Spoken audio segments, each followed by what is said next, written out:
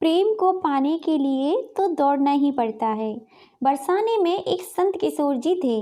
वो बहुत ज़्यादा भजन और कीर्तन किया करते थे। हर रोज़ ऊपर दर्शन करने राधा रानी के महल में जाया करते। उनकी बड़ी ही श्रद्धा और निष्ठा थी किशोरी जी के चरणों में। एक बार उन्होंने देखा, बहुत भक्त राधा रानी के मंदिर में काफ़ी चीज़ें अर्पित कर रहे थे। तो उस महात्मा का भाव हुआ कि मैंने तो आज तक किशोरी जी के चरणों में कुछ नहीं चढ़ाया। कुछ लोग आ रहे हैं, कोई फूल चढ़ाता है, कोई पोशाक चढ़ाता है, कोई भोग लगाता है, और मैंने आज तक उनको कुछ नहीं दिया। तो महात्मा जी ने उसी दिन निश्चय कर लिया, मैं अपने हाथों से पोशाक बनाकर राधा रानी को सुंदर सी पोशाक पहनाऊंगा। ये सोचकर उस दिन वो महात्मा जी तैयारी में लग गए और बहुत प्यारी सी पोशाक बनाई। पोशाक तैयार होने में 1 महीना लगा। कपड़ा लेकर आए, अपने हाथों से गोटा लगाया और बहुत प्यारी सी पोशाक बनाई।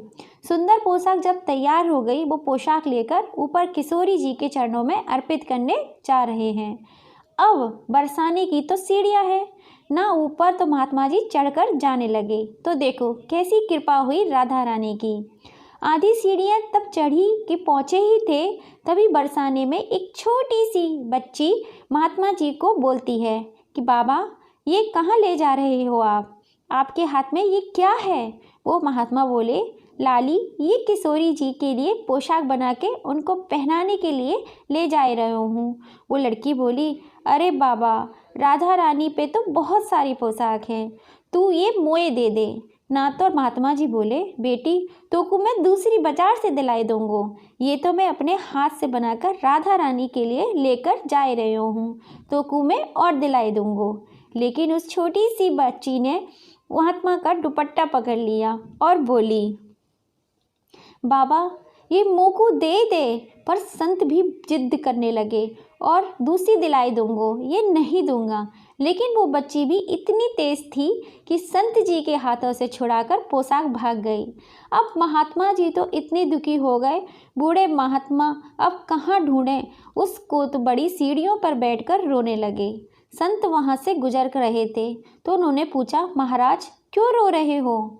तो सारी बात बताई, जैसे जैसे तो बुढ़ापे में इतना परिश्रम करके ये पोशाक बनाकर लाया, राधा रानी को पहनाता तो बात से पहले ही छोटी सी लाली लेकर भाग गई, तो क्या करूं अब? बाकी तो संत बोले, अरे अब गई तो गई, कोई बात नहीं, अब कब तक रोते रहोगे? चलो ऊपर चल के दर्शन कर लो, रोना बंद करो।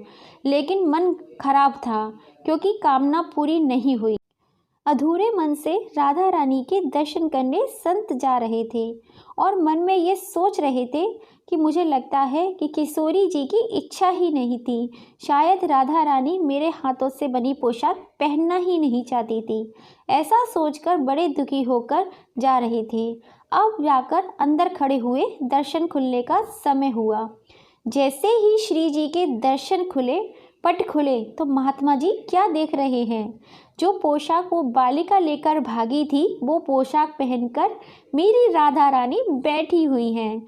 उस वस्त्र को धारण करके किशोरी जी बैठी हैं। ये देखते ही महात्मा जी की आंखों से आंसू बहने लगे और महात्मा जी बोले, किशोरी जी, मैं तो आपको देने ही ला रहा था, लेकिन आपसे इतना भी सब्र नहीं हुआ, मेरे हाथों से छीनकर ही भाग गई आप। तो किशोरी जी ने कहा, बाबा, ये केवल वस्त्र नहीं है, ये केवल पोशाक नहीं है, ये तो तेरे प्रेम छुपो है भाइयों, और प्रेम को पाने के लिए तो दौड़ना ही पड़ता है, भागना ही पड़ता है। तो जय श्री राधे। कहानी आपको कैसी लगी प्लीज़ कमेंट करके ज़रूर बताइएगा। कहानी पसंद आई तो like and share and subscribe जरूर।